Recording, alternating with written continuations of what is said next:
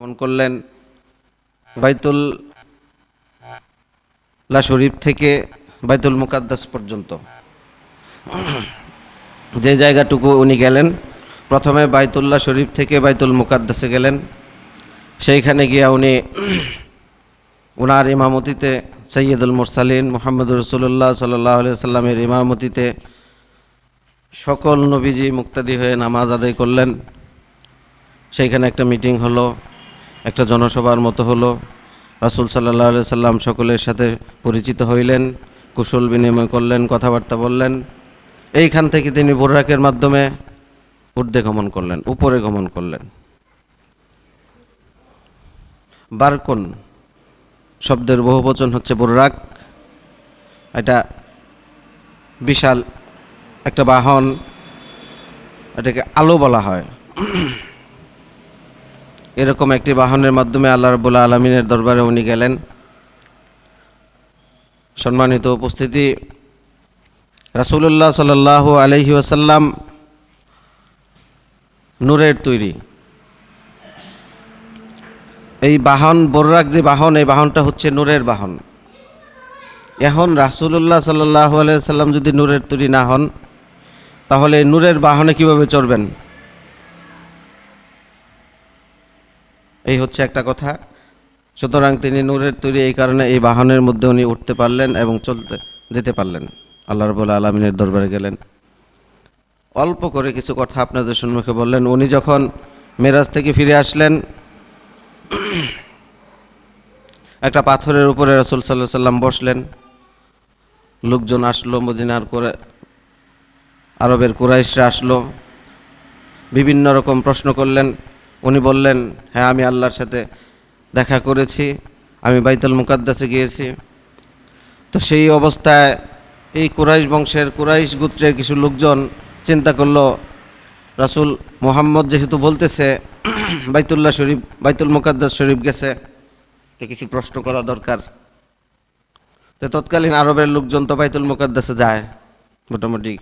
এর মধ্যে কিছু লোকজন আসিল, তারা বলল, আপনি যেহেতু গেছেন বাইতুল মুকাদ্দাসেতে, বলেন তো দেখি এই বাইতুল মুকাদ্দাস শরীফের জানালা কয়টা, দরজা কয়টা? এই আনুষাঙ্গিক প্রশ্ন আদি করতে শুরু করলো তারা। আচ্ছা বলেন তো, উনি কি দরজা এবং জানালা গোনার জন্য সেই জায়গায় গেলেন? রাসূল সাল্লাল্লাহু আলাইহি সাল্লামকে বিব্রতকর অবস্থায় তারা ফেলে দিল। উনি বিব্রত হওয়ার আগেই আল্লাহ রাব্বুল আলামিন পুরা বাইতুল মুকাদ্দাসটা রাসূলুল্লাহ সাল্লাল্লাহু আলাইহি সাল্লামের চোখের সামনে তুলে ধরলেন। তারা যেই প্রশ্ন করে সেই প্রশ্নের উত্তরই তিনি দিতে পারতেছেন। দরজা কয়টা, জানালা কয়টা, সকল প্রশ্নে তারা আশ্চর্য হয়ে গেল। কিভাবে বলে গেল বাইতুল মুকাদ্দাসের দরজা জানালা গোনার জন্য উনি এই জায়গায় গেছেন কিনা? তারা রাসূল সাল্লাল্লাহু আলাইহি সাল্লামকে হেয় প্রতিপন্ন করার জন্য এসব প্রশ্ন করতে থাকলো। তারপরেও আল্লাহ রাব্বুল আলামিনের ইচ্ছায় উনি সকল প্রশ্নের জবাব দিতে থাকলেন। এই মেরাজ অবস্থায় রাসূল সাল্লাল্লাহু আলাইহি সাল্লাম জাহান্নাম দেখলেন, দেখানো হইল, জান্নাত দেখানো হইল, সকল নবীদের সাথে আবার সাক্ষাৎ হইল। জাহান্নামে যারা ছিল তাদের সাথে সাক্ষাৎ হইল, জান্নাতে যারা আছে তাদের সাথে সাক্ষাৎ হইল।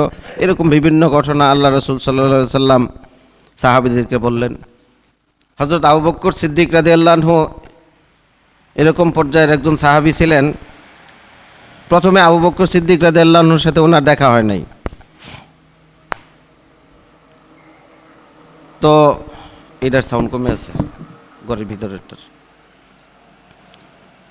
আপনার যখন আবু বকর সিদ্দিক রাদিয়াল্লাহু আনহুর সাথে ওনার দেখা হইল না,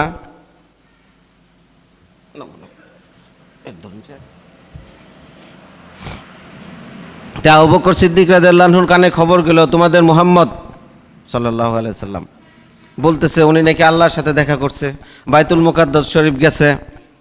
এখন তুমি কি বলো? আবু বকর সিদ্দিক রাদিয়াল্লাহু আনহু বললেন,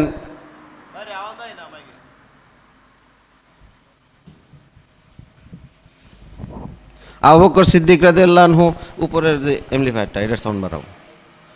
আবু বকর সিদ্দিক রাদিয়াল্লাহু আনহুর কাছে যখন লোকজন বলা বলি করলো, বলল, তোমাদের মুহাম্মদ জানি মক্কা শরীফ গেছে, মক্কা শরীফ থেকে বাইতুল মুকাদ্দাস গেছে, আবার বাইতুল মুকাদ্দাস থেকে সেই ঊর্ধ্বে গমন করে আল্লাহ রাব্বুল আলামিনের সাথে দেখা করছে। তুমি কি বলো, তোমার কি মন্তব্য? হযরত আবু বকর সিদ্দিক রাদিয়াল্লাহু আনহু বললেন, রাসূলুল্লাহ সাল্লাল্লাহু আলাইহি সাল্লাম কি এই কথা বলছেন? বলে হ্যাঁ, উনি তো নিজের মুখে বলতেছেন এই কথা। বলে যদি উনি বইলা থাকেন তাহলে উনি অবশ্যই আল্লাহ রাব্বুল আলামিনের দরবারে গেছেন। করতে কেমনে তুমি বিশ্বাস করলা ওনার মুখের কথা না দেখা? উনি বলছে আল্লাহ আছে, উনি আমাদেরকে দাওয়াত দিতেছেন তৌহিদের দাওয়াত দিচ্ছেন। আল্লাহ এক, আল্লাহর সাথে কোনো শরিক নাই, দুনিয়া আছে, আখেরাত আছে, জাহান্নাম আছে, জান্নাত আছে, এই সব ওয়াজ উনি আমাদের সম্মুখে সবসময় করে থাকেন। আমরা এইগুলো না দেখেই বিশ্বাস করি, আমরা এগুলা না দেখেই বিশ্বাস করেছি। এখন রাসূল সাল্লাল্লাহু আলাইহি সাল্লাম যেহেতু বলছে মক্কা আল্লাহ রাব্বুল আলামিনের সাথে সাক্ষাৎ করছে, এটাও আমরা বিশ্বাস করি। এরকম আকীদা সম্পন্ন ছিলেন হযরত আবু বকর সিদ্দিক রাদিয়াল্লাহু আনহু। উনি এটা বিশ্বাস করলেন। এই মেরাজের রজনীতে আমাদের জন্য যে এই যে 5 ওয়াক্ত নামাজ, এই নামাজ আল্লাহ রাব্বুল আলামিন আমাদের জন্য দান করলেন। আমরা নামাজের মধ্যে পড়ি না আত্তাহিয়াতু লিল্লাহি ওয়াস সালাওয়াতু ওয়াত তাইয়্যিবাতু আসসালামু আলাইকা আইয়ুহান নাবিয়্যু, এটা আমাদেরকে দান করলেন। এটা কি আপনারা জানেন?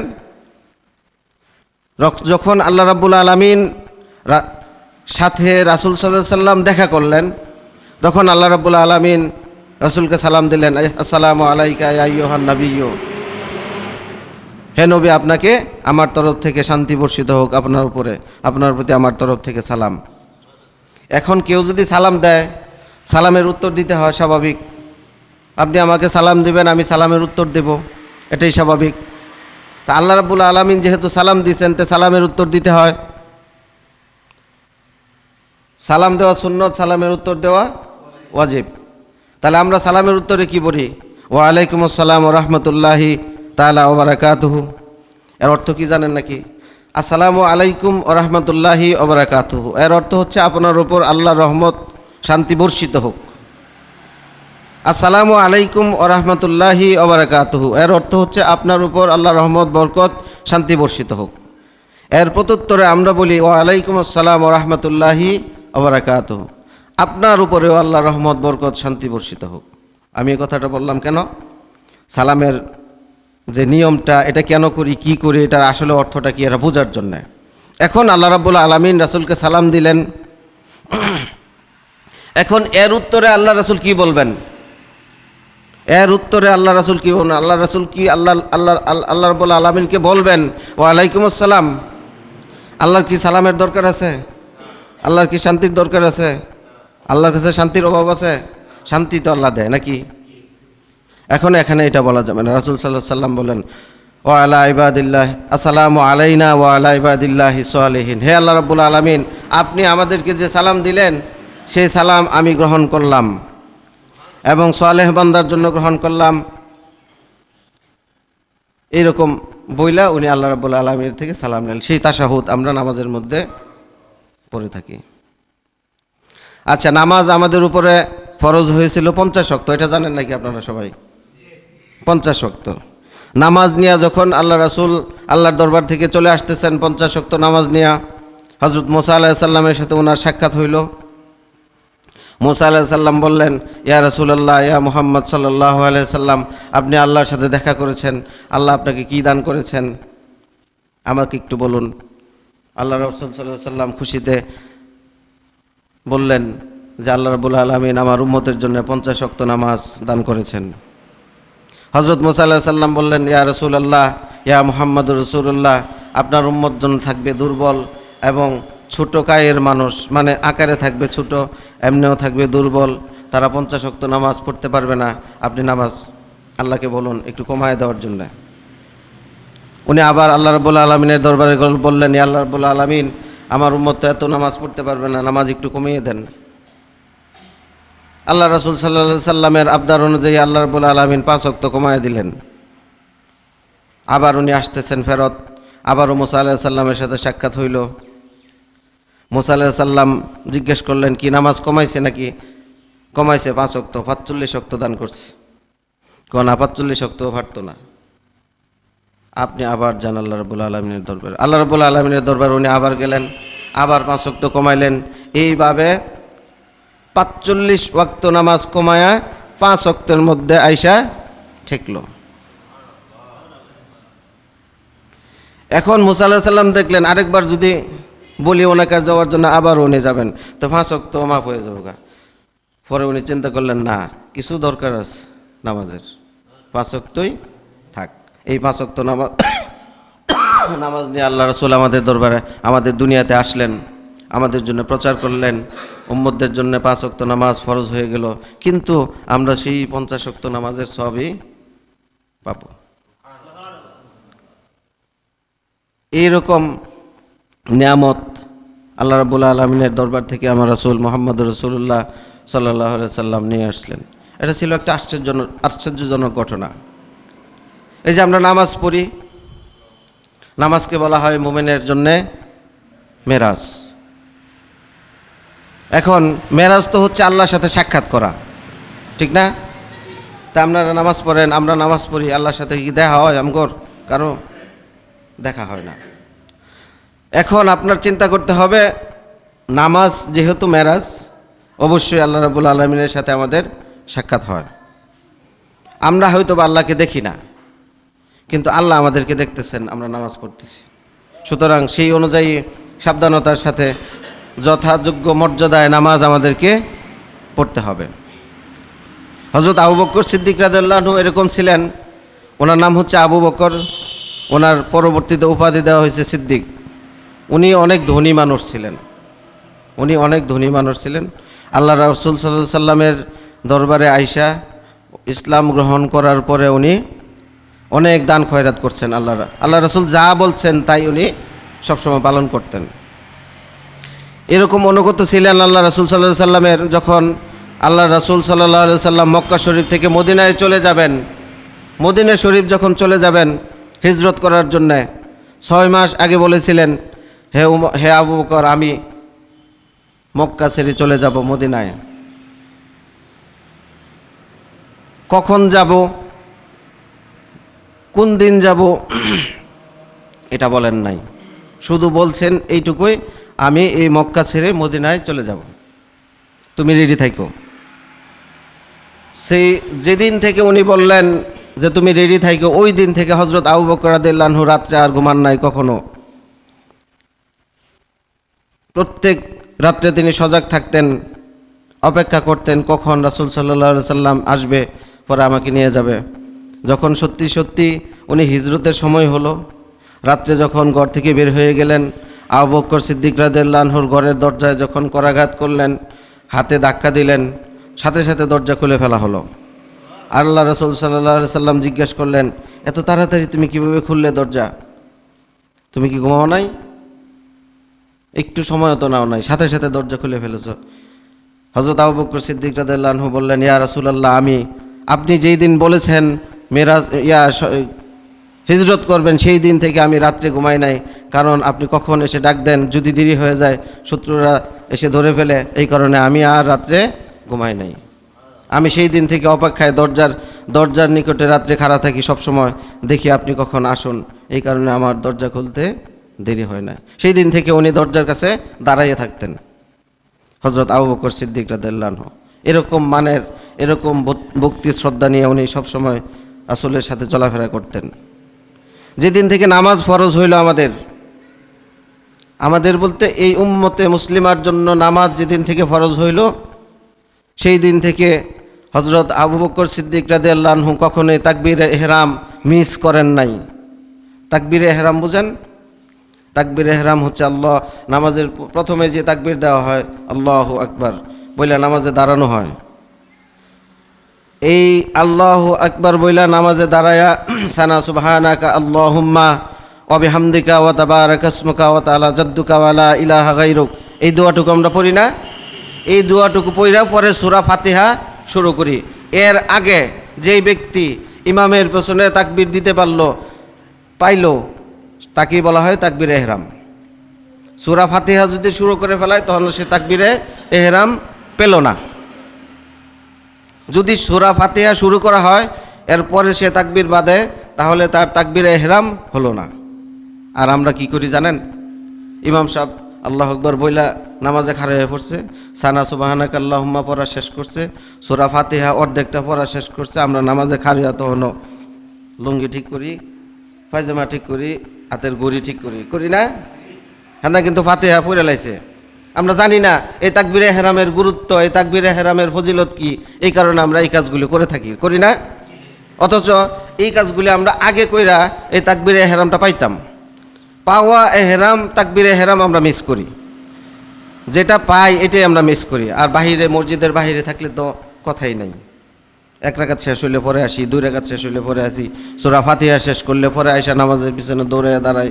কিন্তু হযরত আবু বকর সিদ্দিক রাদিয়াল্লাহু আনহু কখনো এটা করেন নাই। উনি তাকবীরে ইহরাম যেদিন থেকে নামাজ ফরজ হয়েছে এদিন থেকে কখনো মিস করেন নাই।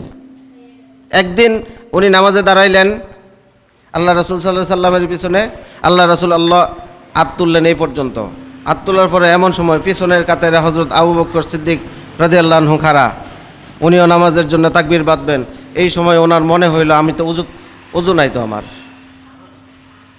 উনি তাড়াহুড়া করে বাহিরে চলে গেলেন, উজু করলেন, আর পস্তাইতেছেন, আল্লাহ আজকে আমি তাকবীরে ইহরামটা পাইতাম না, আমার জীবনের আজকের তাকবীরে ইহরাম মিস যাবে। কারণ আমি উজু করতে করতে রাসূল সাল্লাল্লাহু আলাইহি সাল্লাম আল্লাহু আকবার বইলা সানা পইরা সূরা ফাতিহা শুরু করে দিব। উনি শুধু খালি এই চিন্তা করতেছেন আর উজু করতেছেন। এই দিক দিয়ে রাসূল সাল্লাল্লাহু আলাইহি সাল্লাম কি করলেন? এই যে হাত উঠাইলেন, হাত আর এখান থেকে নামাইলেন না, এইভাবেই রাখলেন। রাসূল সাল্লাল্লাহু আলাইহি সাল্লাম নামাজের সামনে খাড়া, আর হযরত আবু বকর সিদ্দিক রাদিয়াল্লাহু আনহু নামাজের পিছনে খাড়া। উনি সামনে খাড়া, পিছনে দেখলেন কি কইরা আবু বকর গেছে নামাজ উজু করার জন্য, সামনে থেকে পিছনে কিভাবে দেখলেন? পিছনে চোখ আছে? নাই। কিন্তু আল্লাহ রাসূল সাল্লাল্লাহু আলাইহি সাল্লামকে আল্লাহ রাব্বুল আলামিন জানিয়ে দিলেন, অথবা গায়েবের খবর দানকারী নবী, সেই হিসেবে উনি গায়েবের খবর জানতেন। উনি জেনে ফেললেন আবু বকর তো গেছে উজু হওয়ার লেগে, হ্যাঁ উজু করে আয়ুক, তারপরে নামাজে খারামো, তারপরে আল্লাহু আকবার কমো। যখন উনি উজু শেষ করে মসজিদে ঢুকলেন, আল্লাহ রাসূল বললেন আল্লাহু আকবার। এই কথা শুই না হযরত আবু বকর সিদ্দিক রাদিয়াল্লাহু আনহু বলতেছেন, আলহামদুলিল্লাহ আলহামদুলিল্লাহ আলহামদুলিল্লাহ, আমি তাকবীরে ইহরাম পাইছি। রাসূল সাল্লাল্লাহু আলাইহি সাল্লাম প্রথম রাকাতে সকল কিছু শেষ কইরা রুকুতে গেলেন। রুকু থেকে উঠা উনি বললেন সামি আল্লাহু লিমান হামিদা। আমরা নামাজে আল্লাহু আকবার বলি সব জায়গায়, কিন্তু রুকু থেকে ওঠার সময় সামি আল্লাহু লিমান হামিদা কেন বলি? আপনারা জানেন? কখন শুনেছেন কেউ কেন বলি এটা? ওইখানে আল্লাহু আকবার বললে কি বলা যাইতো না? ওইখানে আমরা সামি আল্লাহু লিমান হামিদা কেন বলি, কেন বলবো? তো সব সময় আল্লাহু আকবার বলি, কিন্তু ওই সময় সামি আল্লাহু লিমান হামিদা কেন বলি? ওইখানেও আল্লাহু আকবার ছিল, সামি আল্লাহু লিমান হামিদা ছিল না। ওইখানেও আল্লাহু আকবারই ছিল, সামি আল্লাহু লিমান হামিদা ছিল না। আল্লাহ রাসূল সাল্লাল্লাহু আলাইহি সাল্লাম ওই যে নামাজে দাঁড়াইলেন, তাকবীরে ইহরাম পাইলেন, হযরত আবু বকর সিদ্দিক রাদিয়াল্লাহু আনহু উনি আলহামদুলিল্লাহ বললেন, এটা রাসূল সাল্লাল্লাহু আলাইহি সাল্লাম শুনছেন, এবং আল্লাহ রাব্বুল আলামিনও কি করছে? শুনছে না? রাসূল সাল্লাল্লাহু আলাইহি সাল্লাম রুকু থেকে ওঠার সময় বললেন, যে ব্যক্তি শুকরিয়া করলো, আলহামদুলিল্লাহ বলল, সেই আলহামদুলিল্লাহ আল্লাহ শুনেছেন এবং কবুল করেছেন। নামাজে খাড়াইয়া কারে হুনায় দিল? আবু বকর সিদ্দিক রাদিয়াল্লাহু আনহুরে। রুকু থেকে দাঁড়ায় উনি বললেন সামি আল্লাহু লিমান হামিদা, আপনার হামিদা, আপনার হামদুন, আপনার প্রশংসা আল্লাহ রাব্বুল আলামিন শুনেছেন। আল্লাহু আকবার উনি এখানে বলেন নাই, উনি কি বলছেন? সামি আল্লাহু লিমান হামিদা, আপনার হামদান, আপনার হামদুন, আপনার প্রশংসা আল্লাহ শুনেছেন, তার মানে আল্লাহ কবুল করেছেন। দেখেন কি খেলাটা এখানে। এই সময় আবু বকর সিদ্দিক রাদিয়াল্লাহু আনহু কি বললেন? রব্বানা ওয়ালাকাল হামদ হামদান কাসীরান তাইয়িবান মুবারাকান ফিহে। এই দোয়াটাও ছিল না। এই দোয়াটা হযরত আবু বকর সিদ্দিক রাদিয়াল্লাহু আনহু প্রথম বললেন এই নামাজে। এই কারণে এই দুইটা দোয়া, সামি আল্লাহু লিমান হামিদা, এটার জবাবে রব্বানা ওয়ালাকাল হামদ হামদান কাসীরান তাইয়িবান মুবারাকান ফিহে আমরা বলে থাকি। এখন দেখেন, নামাজ হচ্ছে আমরা বলি আল্লাহর জন্যে, ফরজ করেছেন আমাদের জন্য আল্লাহ রাব্বুল আলামিন নামাজ। এই নামাজের মধ্যেও সাহাবীর সাথে আল্লাহ রাব্বুল আলামিনের রাসূলের কথাবার্তা হয়, তারপরেও নামাজ ভুল হয় না। এটা কি আল্লাহ এবং আল্লাহর রাসূলের, আল্লাহর সাহাবীর কথাবার্তা নয়? উনি বলেছেন আলহামদুলিল্লাহ, আমি তাকবীর হেরাম পাইছি। ওনার জবাবে আল্লাহ বললেন কি, আল্লাহ আপনার হামদান শুনেছেন। এই কথাটা রাসূল সাল্লাল্লাহু আলাইহি সাল্লাম আবু বকর সিদ্দিক রাদিয়াল্লাহু আনহুকে শুনিয়ে দিলেন, আপনার হামদান আল্লাহ রাব্বুল আলামিন শুনেছেন। এটার জবাবে আবু বকর সিদ্দিক রাদিয়াল্লাহু আনহু বললেন রব্বানা ওয়ালাকাল হামদ। এটা এইগুলা কি নামাজের অংশ হয়ে গেছে না? এখন আপনি যদি নামাজের থেকে উঠা সামি আল্লাহু লিমান হামিদা না বলেন, তাহলে কি আপনার নামাজ হবে? তারপরে এটার জবাবে ইমাম সাহেব যখন বলে, তখন আমরা কি বলি? রব্বানা ওয়ালাকাল হামদ। এটা কই না আমরা? আর যখন একা নামাজ পড়ি তখন দুইটাই কই। যখন ইমামের পেছনে নামাজ পড়ি তখন ইমাম সাহেব বলেন সামি আল্লাহু লিমান হামিদা, আমরা বলি রব্বানা ওয়ালাকাল হামদ। এটা হচ্ছে হযরত আবু বকর সিদ্দিক রাদিয়াল্লাহু আনহু এবং মুহাম্মদ সাল্লাল্লাহু আলাইহি সাল্লামের একটা কথোপকথন। নামাজ হয়ে গেল। এরকম মর্যাদা সম্পন্ন ছিলেন হযরত আবু বকর সিদ্দিক রাদিয়াল্লাহু আনহু। হযরত রাসূল সাল্লাল্লাহু আলাইহি সাল্লাম নামাজে কথা বললে নামাজ কখনো নষ্ট হইতো না। কিন্তু আমরা নামাজে কথা বললে কি হয়? আমাদের নামাজ ভাঙা যায়। একবার আল্লাহ রাসূল সাল্লাল্লাহু আলাইহি সাল্লাম হুজরা থেকে আসতে দেরি হইতেছে। হযরত আবু বকর সিদ্দিক রাদিয়াল্লাহু আনহু মনে করলেন আল্লাহ রাসূল অসুস্থ, নামাজে হয়তো আজকে উনি ইমামতি করবেন না, যার কারণে উনি এখনো আসছেন না। উনি ইমামতিতে খাড়াইয়া পড়লেন। 1 রাকাত 2 রাকাত পড়া শেষ হলে এমন সময় রাসূল সাল্লাল্লাহু আলাইহি সাল্লাম ঘর থেকে হুজরা মুবারক থেকে বের হলেন, নামাজের পেছনের কাতারে শরীক হইতে চাইলেন। আল্লাহ হযরত আবু বকর সিদ্দিক রাদিয়াল্লাহু আনহু বললেন, আস্তে করে নামাজের সামনে থেকে সরে আসলেন। আল্লাহ রাসূল বললেন, উমর, আবু বকর তুমি পড়াওনি, পড়াইতেছো তুমি পড়াওনি, আমি আসি। আবু বকর সিদ্দিক রাদিয়াল্লাহু আনহু বললেন যে এখানে সাইয়্যিদুল মুরসালিন খাড়া আছে, ওনাকে পিছনে রাইখা কিভাবে আমি নামাজে ইমামতি করি? আমার মতো এরকম পাপী বান্দা। এই যে তারা নামাজের মধ্যে একটা কথাবার্তা বললেন, তারপরে কিন্তু তাদের নামাজ ভঙ্গ হয় নাই। পরে আল্লাহ রাসূল সামনে আসলেন, পিছনে চলে গেলেন হযরত আবু বকর সিদ্দিক রাদিয়াল্লাহু আনহু। আর সেই রাসূলকে যদি আমরা আমাদের মতো বলে থাকি, তাহলে কি হবে? কি আমাদের আমল কোথায় যাবে বলেন? এই আমল দিয়ে আমাদের কি হবে? আমরা কি বড়াই করতে পারি নামাজ পড়ে আমরা জান্নাতে চলে যাব? আমরা যদি আল্লাহ রাসূলকে হওয়া প্রতিপন্ন করি, আল্লাহ রাসূলকে সঠিক মর্যাদা আমরা না দেই। আল্লাহ রাসূলের সাহাবীরা এরকম মর্যাদা দিতেন যেটা ভাষায় প্রকাশ করার মতো না। সুতরাং আপনাদের সকলকে সতর্ক থাকতে হবে, কোনোভাবেই কোনো কথাবার্তায় যেন, কোনো আচরণে যেন, কোনো ওয়াজে যেন, কোনো শোনাতে যেন এরকম রাসূল সাল্লাল্লাহু আলাইহি সাল্লামের আপনার কি বলা হয়, এই মানহানিকর কথা যারা বলবে, তা এইসব কথায় যেন আমরা কান না দেই, এগুলো যেন আমাদের দ্বারা না হয়। এ তো শুধু একমাত্র হযরত আবু বকর সিদ্দিক রাদিয়াল্লাহু আনহুর কথা বললাম। এরকম আরও যত সাহাবী ছিলেন, সকল সাহাবী রাসূলের জন্য এরকম পাগল ছিলেন। হযরত উমর ইবনুল খাত্তাব রাদিয়াল্লাহু আনহুর নাম শুনেছেন আপনারা? ইসলামের দ্বিতীয় খলিফা নাম কি? হযরত উমর রাদিয়াল্লাহু আনহু। উমরের নাম শুনলে কিন্তু মানুষ এখনও ডরায়। আপনার কোনো বাচ্চা যদি বিছানায় প্রস্রাব করে দেয় রাত্রে, মানে প্রস্রাব করার, বিছানায় প্রস্রাব করার মতো না, তারপরে হ্যাঁ যদি বিছানায় প্রস্রাব করে দেয় ঘুমের মধ্যে, তার বুকের মধ্যে আপনি আরবিতে এরকম উমর লিখে দিবেন রাত্রে ঘুমানোর সময় তার বুকের মধ্যে, তার দেখবেন সে আর বিছানায় প্রস্রাব করবে না। খালি এই লেহার কারণে দেখেন শয়তান কতটা ভয় পায় হযরত উমরকে। এই উমর রাদিয়াল্লাহু আনহু এমন একটা জাইয়্যিদ সাহাবী ছিলেন যাকে সবাই ভয় পাইত। যেই রাস্তা দিয়ে উমর যাইতো সেই রাস্তা দিয়ে 40 দিন পর্যন্ত শয়তান যায় নাই, ডরে। এত রাগী, এত মেজাজ চড়া ছিলেন সে উমর রাদিয়াল্লাহু আনহু। উমর রাদিয়াল্লাহু আনহু কি করলেন জানেন? উমর রাদিয়াল্লাহু আনহুর পিতা একদিন কথাবার্তা বলতে গিয়া রাসূল সাল্লাল্লাহু আলাইহি সাল্লামের শানে একটু বেয়াদবি করেছিলেন। বেশি না, অল্প একটু বেয়াদবি, যেটাই করুক একটু বেয়াদবি করেছিল। সাথে সাথে হযরত উমর রাদিয়াল্লাহু আনহু তলোয়ার নিয়ে পিতার কল্লা ফেলে দিলেন। তারপরেও আপোষ করেন নাই পিতার সাথে। রাসূল সাল্লাল্লাহু আলাইহি সাল্লাম যেখানে, এখানে সন্তান, পিতা, মাতা কোনো আপোষ নাই। রাসূল সাল্লাল্লাহু আলাইহি সাল্লামের মহব্বত হচ্ছে সবার উপরে। আল্লাহ রাব্বুল আলামিন আমাদের সকলকে রাসূল সাল্লাল্লাহু আলাইহি সাল্লামের মহব্বতের সঠিক বুঝ আমাদেরকে দান করুক। সকলে বলুন আমিন। হাযা ওয়া আখির দাওয়ানা আনিল হামদুলিল্লাহি রাব্বিল আলামিন। যারা সুন্নাত পড়ছিলেন না, সুন্নাত পড়লেন।